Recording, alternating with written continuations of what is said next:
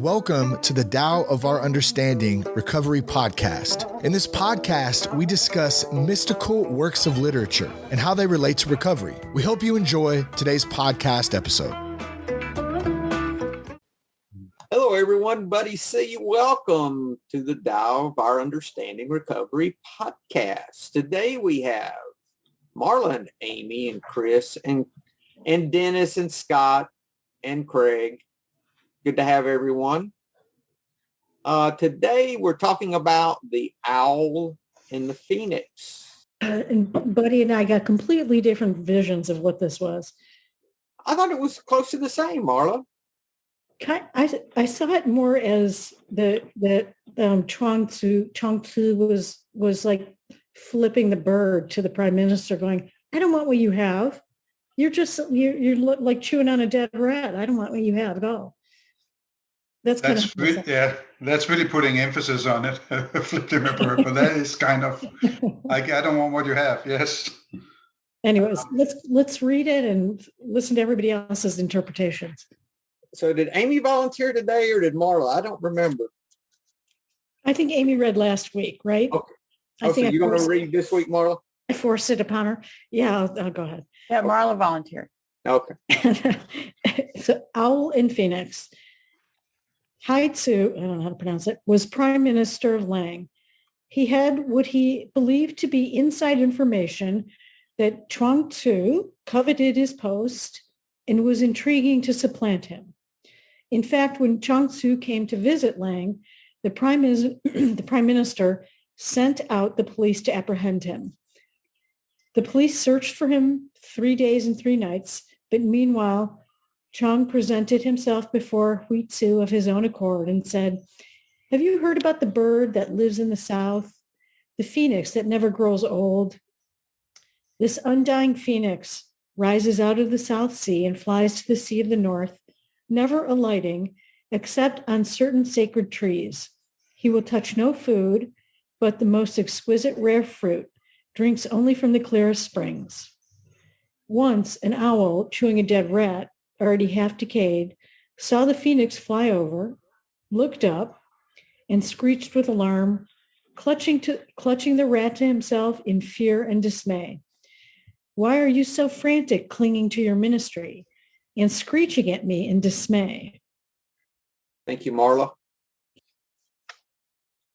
What was your synopsis again, Marla? I saw it as the prime minister thinking that Chuang Tzu wants to take his seat. Chuang Tzu has no ambition of that sort. And it basically says to him, "I don't want what you have. You're basically an owl chewing on a dead rat." I don't know what that all means, but "I don't want what you have. Don't be afraid of me." Yeah. Something like that. Agreed. Yeah, that's good. Anyone else? Well, I didn't get that at all. But now that you say that, I think I was more focused on the fact that Hui Tzu was so fearful of someone taking his place. Like, I just really focused on the pride and the fear. And then Chuang Tzu is just content with being who he is. Exactly. But wow, I never thought about that side of it. Marla? I didn't think of it either. I think it's Chuang Tzu. I think this is a true story. I also read about that too. Anyone else? So Hui Tzu is the owl and Chuang Tzu is the phoenix. Yeah. Okay. And you remember last week with the turtle, I think these stories could be talked about together. Because remember last week in the turtle story, the prime minister sent someone and asked him if he wanted to send his underlings and asked Chuang Tzu if he wanted to be prime minister. Right. So I wonder if that was a test to see if he really wanted it and they would have killed him instead of giving him the prime ministership. That sounds about right. They would have killed him. Does it? Yeah. Is this the next page, the next poem in that? Yeah. Okay. This is in consecutive order. So these are the next. This is the next writing. Okay, then it makes sense. It also speaks to me that that Chuang Tzu, in this, the phoenix, I think, represents the Taoist immortal, which is the person who follows the Tao perfectly. So, yes. And has no ambitions of a lower sort, would rather stay out of politics and would rather stay out of state affairs and would rather focus on the Tao. Thank you, Scott. Yes. I think I wrote that to you. The phoenix is the soul. Yeah. Owl is the self, the ego.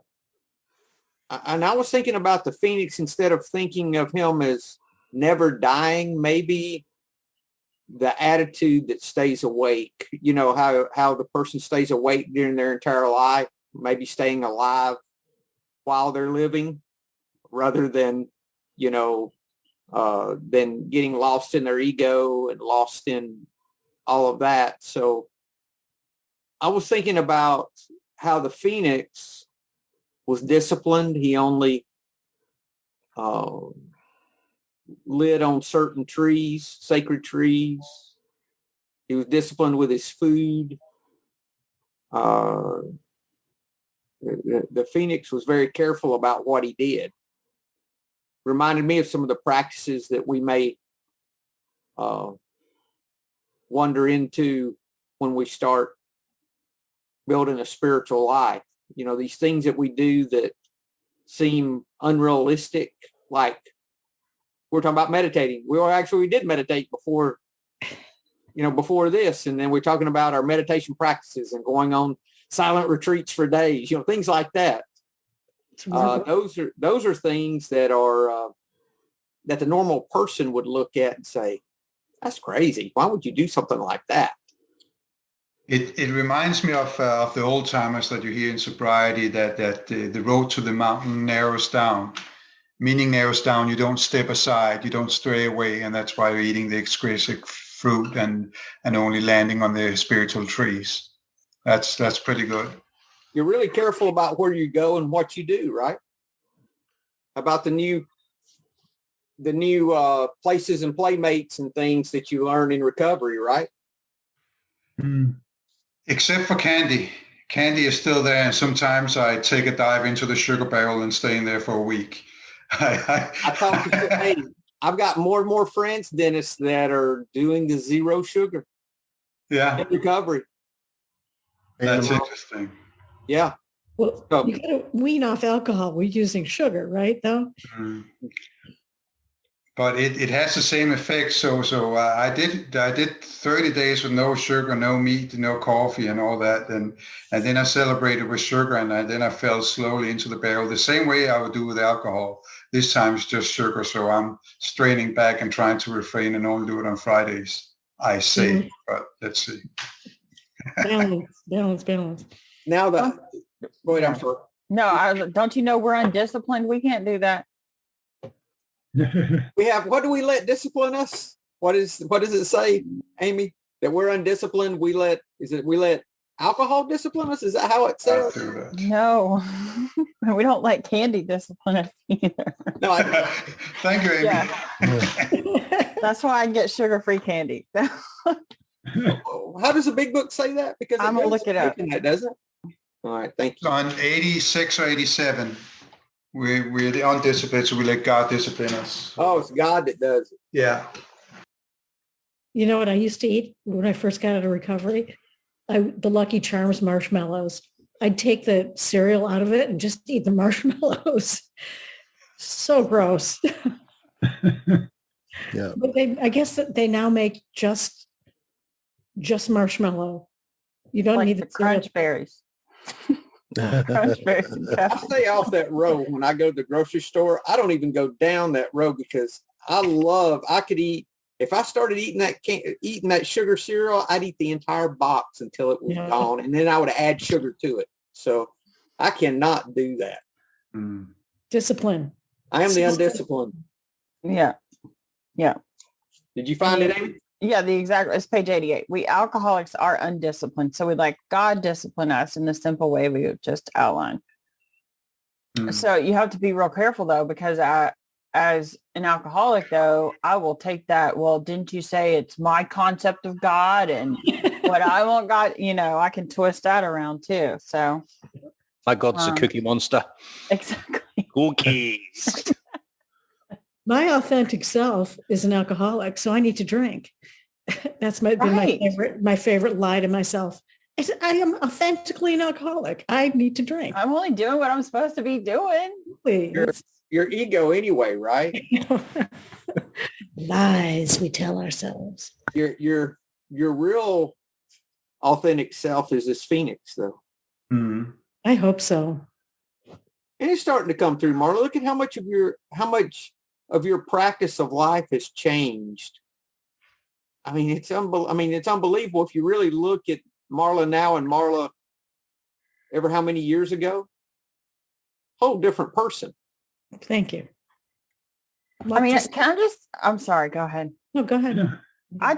I'm just kind of blown away because this whole Phoenix, I love how my brain went to the Phoenix is thinking that he's so much better than everybody else because he doesn't alight. This is where my head goes. I'm like, well, this freaking prideful Phoenix never alights and only on certain trees. And he's so good. He can only eat the rare fruit and only drinks from the clearest of springs. And then, buddy, you said until we get sober, right?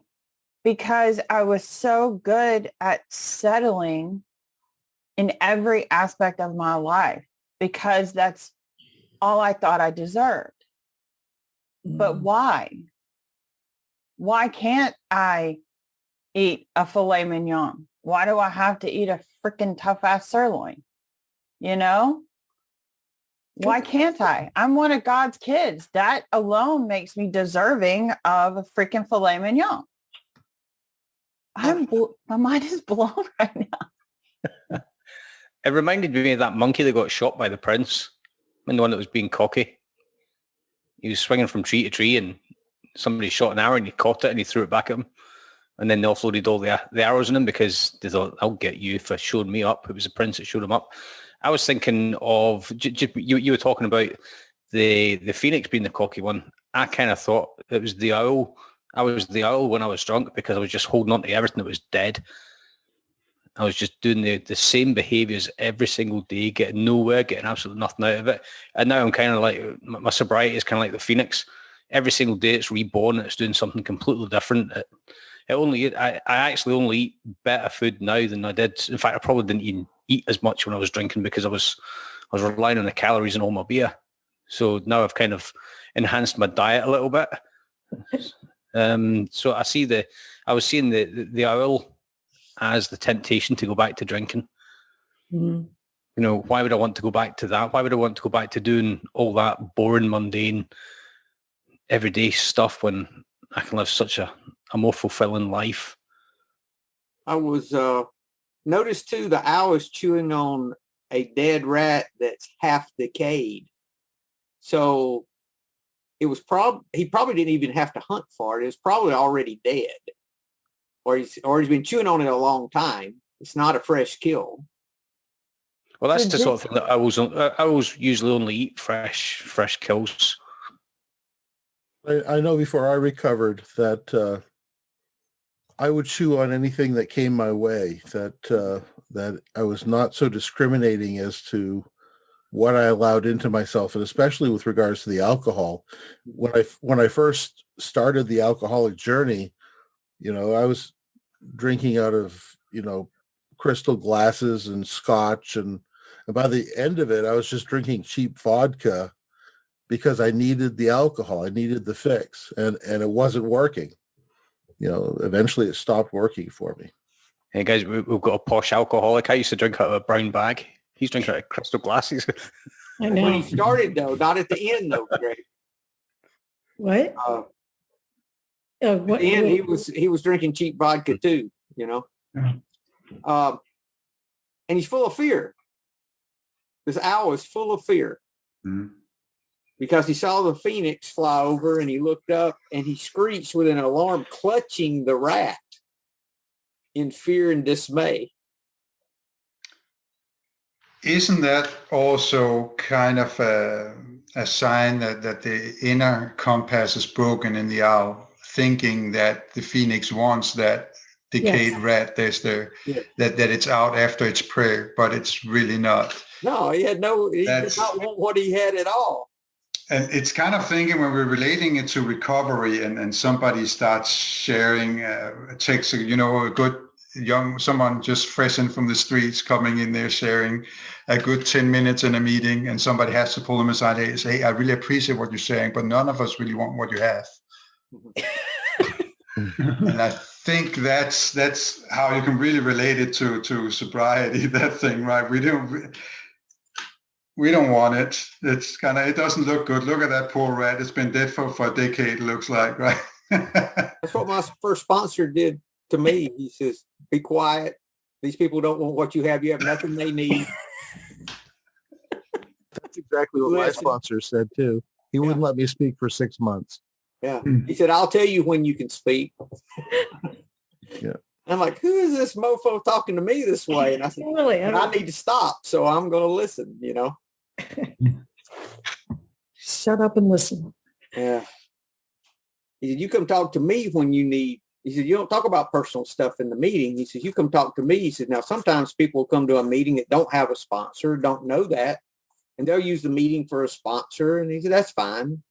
Just be open to them and allow them to do that. But he says, when you have stuff, you come to me with that, and I'll let you know. He even got on to me when I would read the readings fast. He said, you need to slow down when you read. Everything. That's why I don't go to meetings with my sponsor. Well, it's kind of difficult too with the water that's between you, Craig.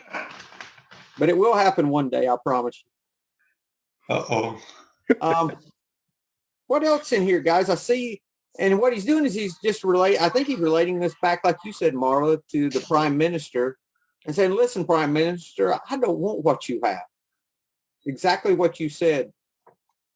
I was thinking about how this, the deception of desire, I put something in some of the chat about that, about how the owl and the Prime Minister are full of desire and how deceptive desire is. And when we start following the Tao, we start being free of desire.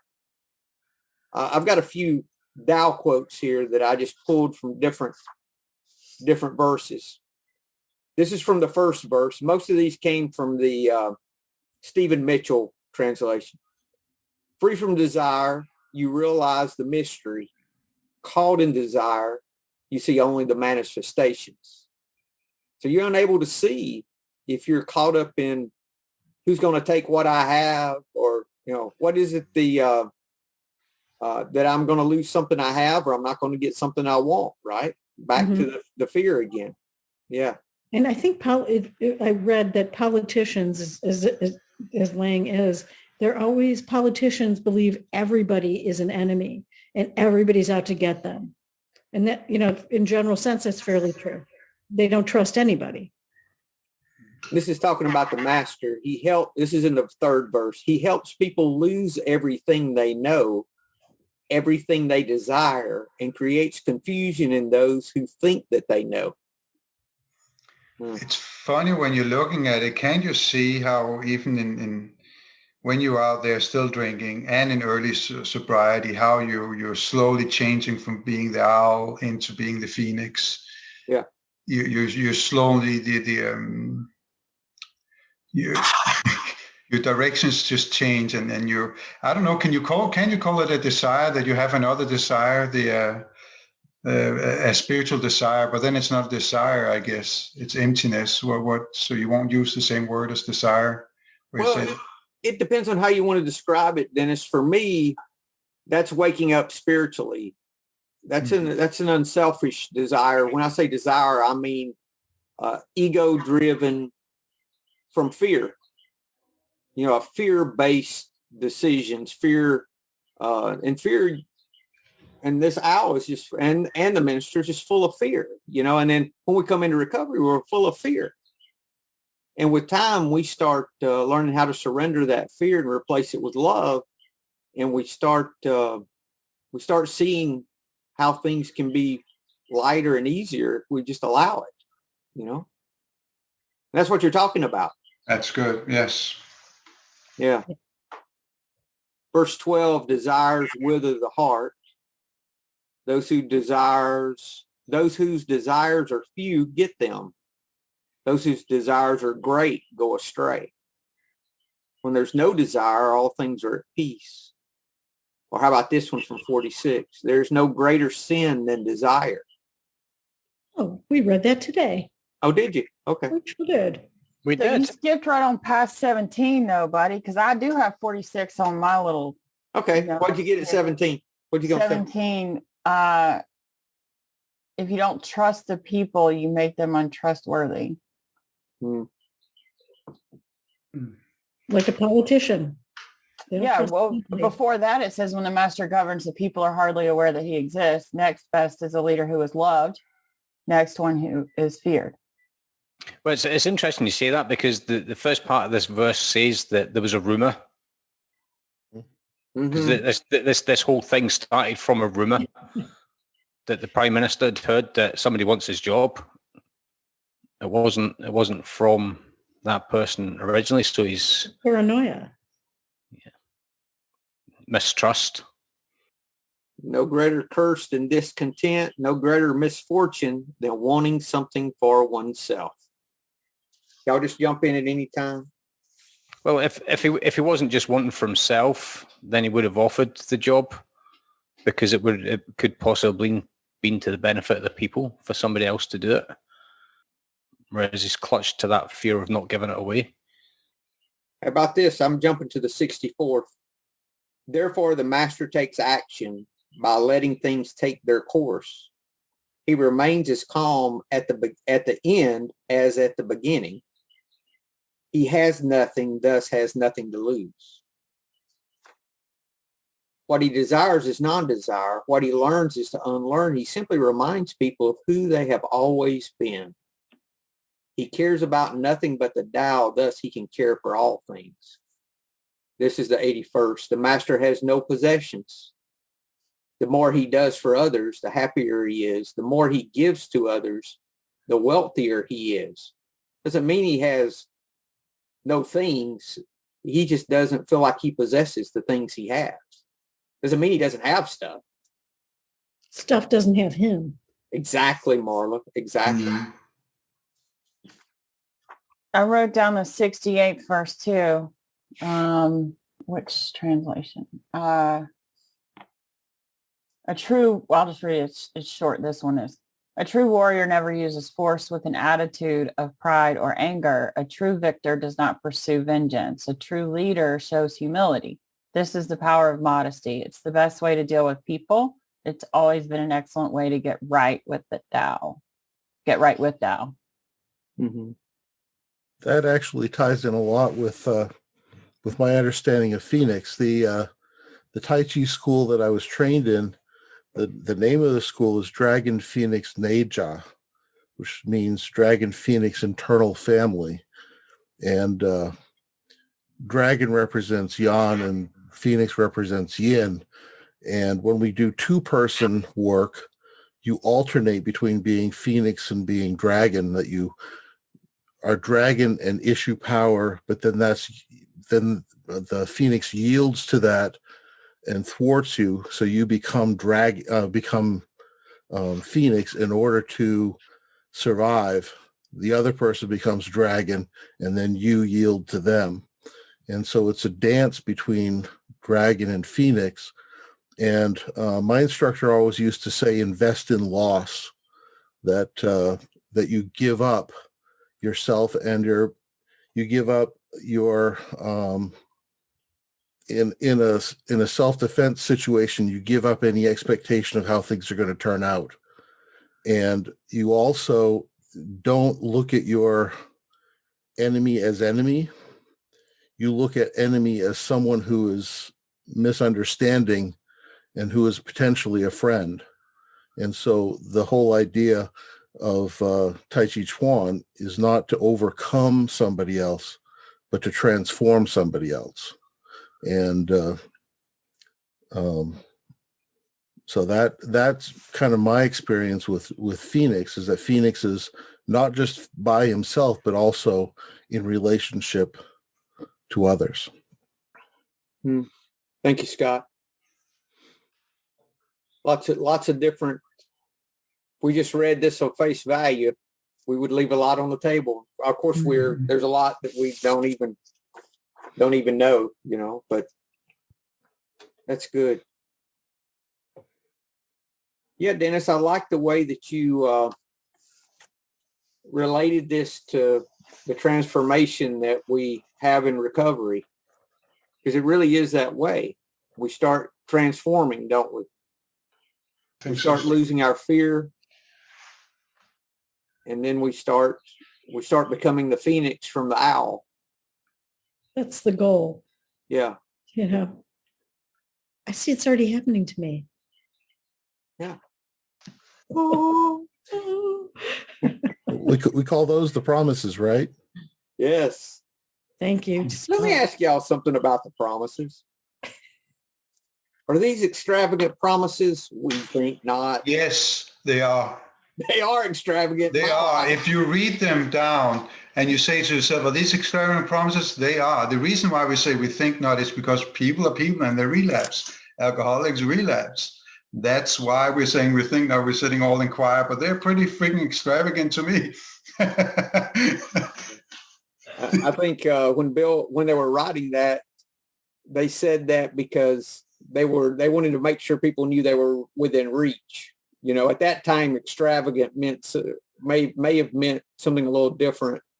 For me, I say extravagant as being as big promises, accomplishing a lot. Not that they weren't. I was not able to achieve those promises. Wasn't able to see those myself. So if I read that every time, I'm like, no, they're real extravagant for me. Well, if you read them as in, are they extravagant in the form that people are staying sober, then of course they're not. But if you just read them as what it says word by word, are these extravagant promises that we've just been through here? They are. Yeah. Right? I mean, the I guy was curious. I didn't know. Ourselves is pretty much the granddaddy of all of them. Yeah. Right. Anything else, guys? This is good.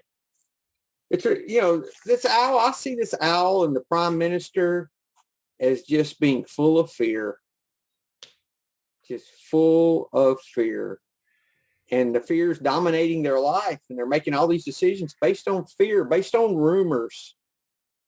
And the one he's attacking is not even interested in anything he has.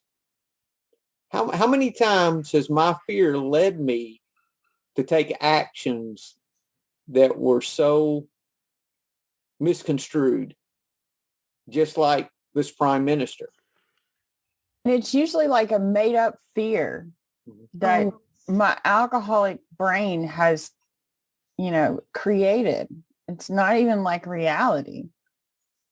But what I picked up on this, on the 7 deadly sins throughout this whole little story.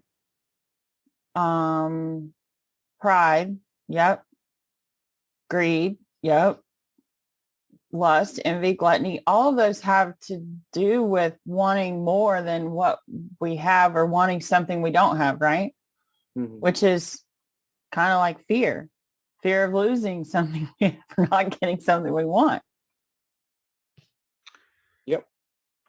I am kind of thinking the metaphor that he's been using twice. First it was the turtle, now it's the phoenix. Is that an example for him being humble and he don't want to go into an argument? So he's just saying this story about an animal that is behaving very differently and don't want anything of these materialistic goods that comes with being a prime minister. Is it a humble way of reacting to that he's keep talking in a metaphor and using birds and turtles to describe himself and the situation that they're talking about. Could be. Uh, I Or think, is it- yeah. Oh, no, go ahead, Amy. I was going to say, or is it like what you were talking about, transforming the other person? Yes, And does it say- have a stronger metaphor like Scott is talking about Yeah. that has a deeper meaning with him using the phoenix and the turtle? Passively aggressively knocking him off his high horse and doing an ego check. Like, listen here, buddy, I don't want what you got because I'm a phoenix. I can do what I want anyway. I relating it to recovery, I think one of the things I think about the minister is that he has no ability to imagine what it's like to be the phoenix. And it's the same way when I first came into AA and sat in my first meeting, I saw all these guys that said they were alcoholics, but they were laughing and they were having fun. And I was like, how can they be true alcoholics? Because I know what I felt like, and that was pretty bad. And my life was pretty miserable. How can they be that? You know, they really, they can't be telling the truth. They really can't be sober for 25 or 30 years or 40 years. That just can't happen. And I had no imagination of what life would be like once you get into the program and trust the people that know the way. Well said. That's good, Scott. Thank you. Very well said. Thank you. And you notice too, the very last stanza, he speaks directly to the prime minister. He tells the story about the owl clutching the rat to himself in fear and dismay. Then he says to the prime minister, why are you so frantic, clinging to your ministry and screeching at me in dismay? So he flipped it to the prime minister, and I don't want what you have. Why are you attacking me? Stay tuned for next week's verse. I don't even know what it is. I haven't looked, Marla. No, but it could be a follow-up. The prime minister answering, what are you so afraid of? What he's so afraid of. He's an The same ambitious characters, yeah. I don't So know. the dead decayed rat is really the ministry, because that's what he has. That's what he's so afraid of losing, right? Mhm. And he's saying, I don't want what you have. What you think you have is so precious. It's nothing that I want. I love when I get someone else's perception and then it's like, wow, so I'm going to be thinking about this for a long time. One of the acronyms for fear, right? There's a lot of them, but one of them is false evidence appearing real. Back to the very beginning, it said he had what he believed to be inside information. False evidence appearing real because Chuang Tzu never wanted what he had. Right. So again, he's operating based on fear. Whole thing's fear. Fear is. And it's drawn him to do things not based on reality at all.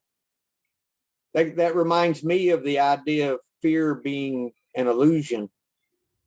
Now, how about taking that a step further? And they talk in a lot of our teachings about hope and fear both being illusions, both fear and hope.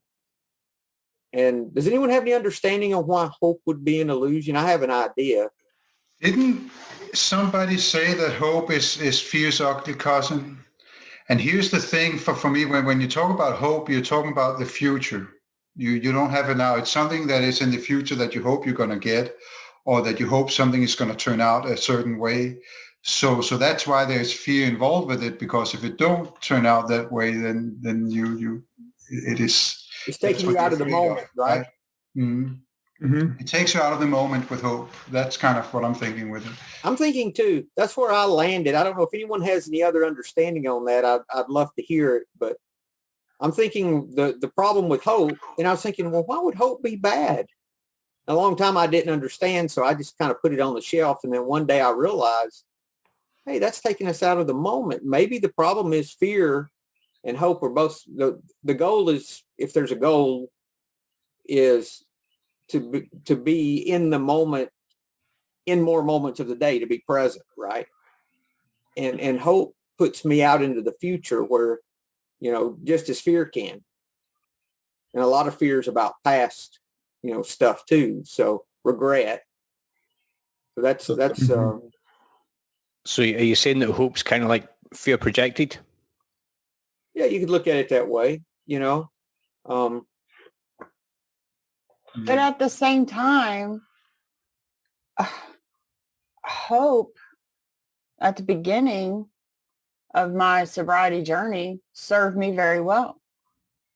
Because I hoped that I could get to, just like fear, my shift, and we had this topic last Sunday night, just like my fear shifted from fear of resuming my drinking and the consequences that went with it to loving my life right now and where I am now. And that's where I stay. I stay like, oh my gosh, why would I want to give this up? Instead of, I'm so afraid of what'll happen if I drink again, right? So at the beginning, I hoped that I could get what you nice, shiny people that were laughing and enjoying life, I hoped I could get there one day. Mm-hmm. Just like the promises were absolutely extravagant when I got here. I was like, no freaking way is that going to happen for me. But now they aren't. My perception has shifted because maybe they aren't so extravagant now because I've seen some of them come to fruition in my life. Now my hope has shifted from, I hope I can have what you have, to, I hope someone else can look at me and want what I've got and enough to do the deal. Maybe, Amy, maybe it's in what our motivation is. Is our motivation still fear, or is our motivation moved up and maybe we're getting closer to a love motivation? Yes. And then, your hope is different though when it's in fear than when it's in love though, because hope is, if I have a hope that's a fear-based kind of thing, it's, for me, it's a lack of acceptance because I'm wanting things to be different than they are. So I think that's a different use of the word hope than what, than the hope and fear are both illusions business, The question that comes to my mind is, why then are we asked to share our experience, strength, and hope with other alcoholics? And I think that both the word fear and the word hope can be taken in different ways. For example, if a tiger jumps out at me, fear is a completely natural and appropriate reaction. But if I project into the future that a tiger is going to attack me, I'm afraid when there's no tiger attacking me, then I'm projecting into the future. And I think the same way with hope, that I remember my first few meetings leaving feeling different and feeling like, okay, there is a solution to this problem. But I think another way you can think of hope is trust, that the opposite of fear is trusting. And the question is trusting in what? And ultimately that becomes our higher power. But at the very beginning, it was, for me, it was just looking at the other alcoholics and seeing what they have and wanting what they had, and realizing that it wasn't extravagant for me to achieve at least that basic sobriety at that time. And the idea, because I remember trying to stop drinking myself and failing over and over and over again, to the point where I had despaired and given up any hope of a recovery, that I didn't think it was possible. But when I got into AA and I saw the examples, and I could see for myself that it was possible to stay sober one day at a time, then my whole attitude changed. And that was a big gift for me. I had the same experience, Scott. I that's the one thing I got from my first meeting was hope, because I saw other people who had recovered, and I was a lot smarter than them. So if they could figure it out, I knew I could. It has kind of turned around for me with hope, and actually to touch on what Scott is saying with the experience, strength, and hope that we're sharing. I have come to the conclusion that I'm only sharing my experience. The strength and hope is for the observer. It's not up to me to say that what I am sharing, well, that brings you strength and it brings you hope, because then I'm putting myself on that ego pedestal again. I'm really only sharing my experience, and I can hope that it brings strength to others. Yeah. But that's kind of where I'm trying to go into right now. I'm only using hope in towards others, newcomers, where you say, hey, I hope they're going to get it because I can see they're going, they keep stumbling like I did, but I hope they start. And then I can leave it at that.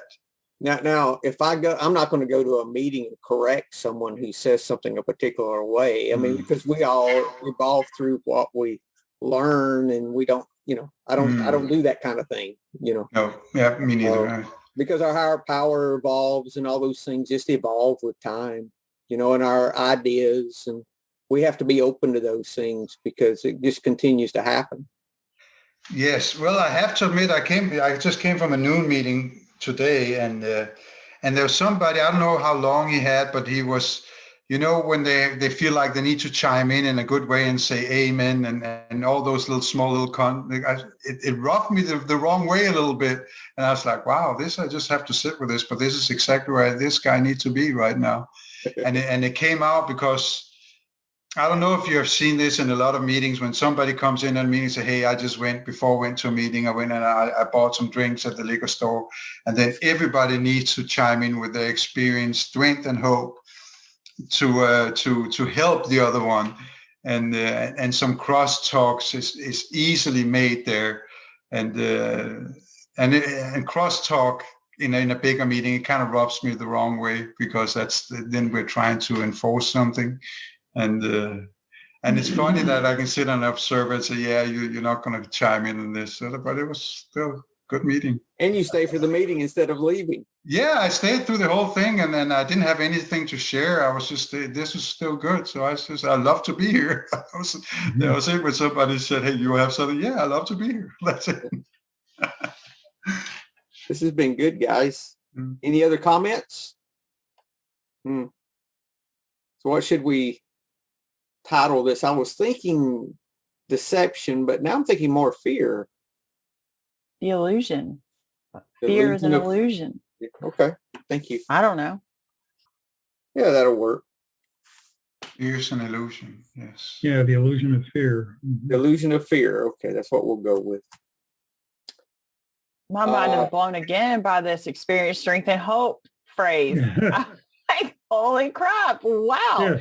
It just so happens that I'm also reading the book Experience, Strength, and Hope, which is all the stories that were taken out of the first 3 editions of the big book. And so, synchronicity, there it is. We're talking about the name of the book I'm reading, and y'all had no idea I was reading that book. So yeah, synchronicity. I've tried this thing. Have you guys heard about, I don't know if I talked about this last time. I might have talked about it last time because it was about a week ago I started it. Have you guys heard about the great experience in the big book?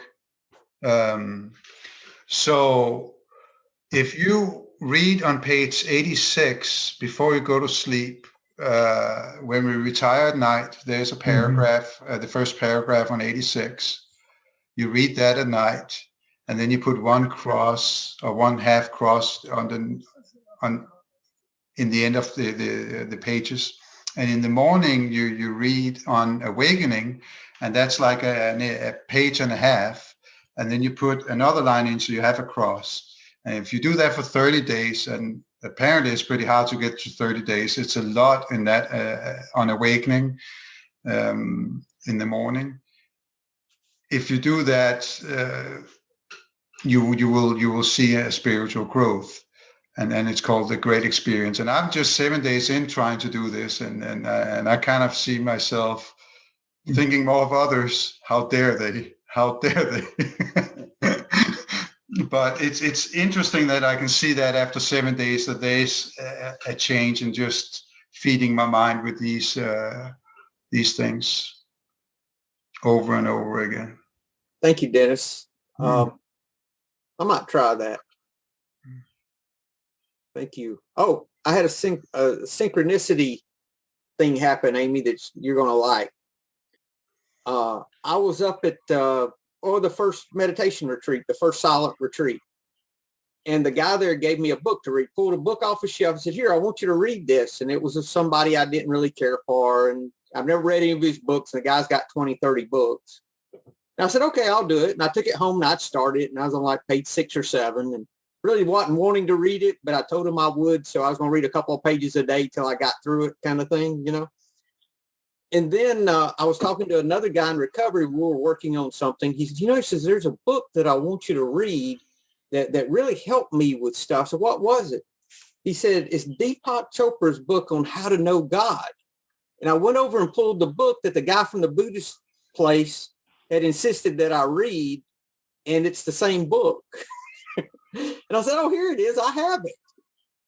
I never would buy any of his books because I kind of had this little thing against this guy because I thought he was like very commercialized and all those things. So I never would have read one of his books. And the book the guy wanted me to read was this book. So I said, yeah, I already have it. I'll read that. Thank you. So contempt prior to investigation, but then did you get something out of it did you read it? I'm starting to read it. After that, okay. This was just a few days ago, so it's in spite of myself. Taking contrary action. I was going to ask how long you've been sitting on that book. Yeah. How long ago was it? A month. A month. Oh, that's a lot less than I thought. So, but it was interesting. The only book he wanted me to read was the book that this guy had given me to read. So his experience could give you strength and hope. Yes. I'd never heard that before, Dennis. That was good. Did you start on the Russell Brand book, by the way? I know that Greg can't wait to get started on that. I'm reading that with Zach B right now. The Russell Brand book, and then I've listened to it a couple of times. I got a lot out of it, actually. It's not happening. I actually rather want to read him than I want to listen to him because he's too fast for me. I like his comedy, and I like listening to him. So I didn't mind listening to the book, but I just expected it to be commercialized. I didn't expect it to be a lot of real sobriety, and he's pretty insightful. I was surprised. Yeah, he is. It took me a while for me to get over that fast talk and that, but he also have a lot of the Kundalini meditation online. What's his name? Russell Brand. Brand. Yes. Recovery, Freedom from Addiction was the one that we're reading. I'd suggest maybe if you're an Audible person, Chris, maybe listen to it first and see if it's something that I do much better doing that. And then if I really like it, then I'll buy the book. I was just listening to a podcast that Ezra Klein did of an interview of this guy, and it's about anxiety. I've only gotten halfway through it, but it's been really interesting. He makes a point about breaking a habit, and he's talking about eating too much pizza. And he says he can't intellectually tell himself to quit eating too much pizza. Like if he goes out with friends, he'll eat 6 or 7 pieces of pizza, but he can't intellectually quit it. He has to actually get in a mode where he brings up the feeling that he gets having eaten too much pizza. Stuff like that. It's really interesting. I thought it would be I'm anxious to listen to the rest of it at some point soon because it's all about anxiety. So, which is fear. Yeah, exactly. Yeah. It's this thing where we talk about, we get rid of alcohol, but then here we are with overdoing sugar and so forth. And it's sort of the thing we have to be able to figure out how to apply the same principles in all our affairs. So, but he gives some great insight into it, what's actually going on with the addiction process with regard to anxiety and so forth. So, and I use some of that, some of those techniques because not all of my addictions are as severe as alcohol was.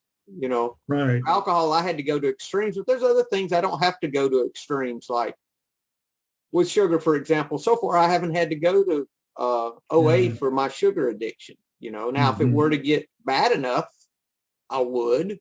I'm trying to do some of these lesser things. Like with alcohol, you try the other things to see if they work first before you come to AA. Yeah.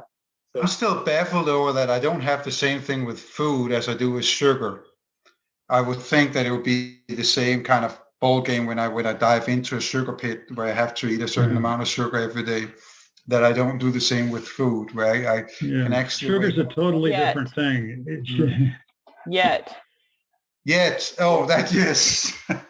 That's good, Amy. Because then I wonder, buddy, if it's because we let God discipline us now. I wonder if it's because now we have work in the program of recovery, living the steps and the principles and traditions.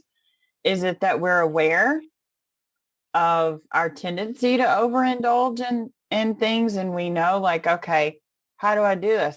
I remember the first time I just started meditating, like a few months before, and I was standing in front of the refrigerator, and I said, man, I want something to eat. I said, wait a minute, just because I'm having a thought doesn't mean I have to do this.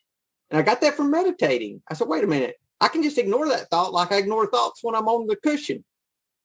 And I thought, wow, I never realized that. I thought, if I wanted something, I had to go eat, but I don't have to. It's crazy, these little things we learn. Yeah. Sometimes you just eat because you're bored. You're not hungry, you're just bored. Yeah, what I'm trying to do, Craig, is take and meditate for 5 minutes before I eat. I say, do I really need to eat? Why do I need to eat? And sit with that desire to eat for just a minute. I don't have to make a big deal out of it. I don't have to go get on the cushion, spend 30 minutes, and then, just a little bit, just enough to get mindful about it. And said, okay, well, it's been a few hours and I'm really hungry. So yes, I need to eat. I really appreciate this talk here about food, because lately I think I've come to that point where I'm suffering enough to want to quit the sugar, because yesterday, I mean, I'm changing brand, just like liquor and beer and whatever we try to do in that different point. Cookies. Mine different. Yeah, so I had they had some.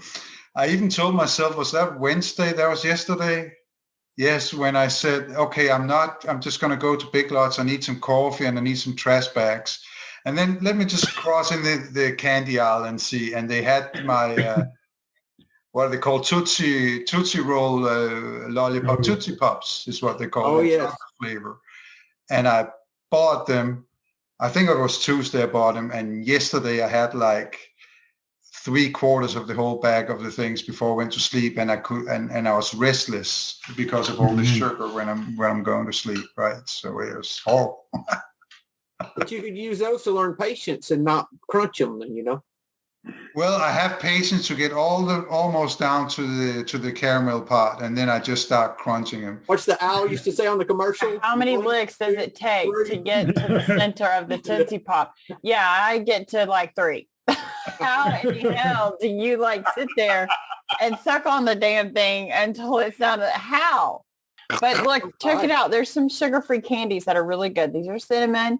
Dollar Tree has spearmint ones and butterscotch ones, and I keep this helps actually, because you can't really tell the difference. So your body and your brain, my brain thinks I'm getting the sugar. It's sugar-free, right? Now, I don't know about chocolates and stuff, but surely they've got some diabetic candies and stuff to kind of wean yourself off. Yeah, for me, I just do better not with any of it, because I'll eat the whole bag of those. But you see that? That's kind of like, I would have the same reaction to that as I would with non-alcoholic stuff, because I would be waiting for that hit. I'd be waiting for that rush. That's why I can't take any non-alcoholic beverages. So sparkling grape juice or anything like that, because somebody got me some for my 40th birthday, and I had the tiniest sip, and even just opening the bottle, it sounded like a bottle of wine, and it smelt like a bottle of wine, and it just. I took a tiny sip, and Louise is like, just put it down, get out, phone buddy, just take your shoes, go on you go. Really? Because I was just, she saw the reaction in it, because I just had that look in my eyes. It's just started going green. It was like Hulk. I just started going green, and but it's just because I was waiting on that hit. I was waiting on that. You know how when you take that first drink, you get that bang, I was just waiting. So I would kind of get the same with diet or sugar-free candy. It's kind of like a paradox that's not for me. I would kind of struggle with that. Mm-hmm. Well, guys, thank you all. Great conversation. If there's nothing else, we'll see you next week. Hello, this is Buddy C. I wanted to make you aware of several recovery-related resources that I've posted in the episode description. These resources include a list of recovery podcasts, a free sober meditation app, daily recovery email, shared Google recovery calendars. Hope you put some of these resources to use and have a great week. Thank you for listening to the Tao of Our Understanding Recovery Podcast. If you enjoyed this episode, please share it with your friends in recovery.